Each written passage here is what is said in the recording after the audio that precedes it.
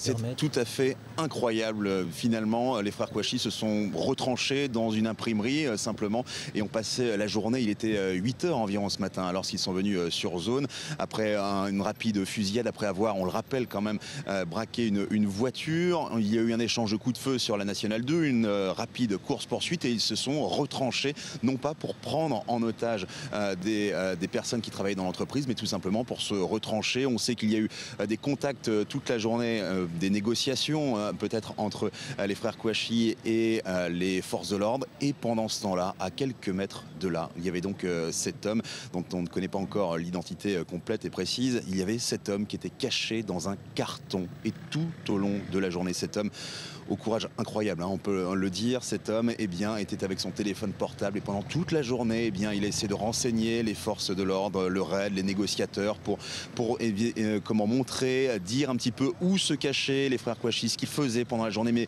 donner également la topographie de l'entreprise, ce qui a donné ce bilan final, c'est-à-dire selon plusieurs sources policières, des frères qui décident d'un baroud d'honneur puisqu'ils n'ont plus rien à perdre, ils sont selon eux seuls dans l'entreprise, ils n'ont pas d'otages, ils n'ont pas de monnaie d'échange, alors ils ont décidé de sortir seuls pour essayer peut-être encore d'abattre quelques policiers. Ils ont été abattus relativement rapidement, ce sont plusieurs sources policières qui le donnent, on attend d'avoir des renseignements plus précis, mais en tout cas il y a cet homme l'otage qui n'en était pas un. C'est l'une des belles histoires peut-être dans ce terrible drame et cette terrible semaine.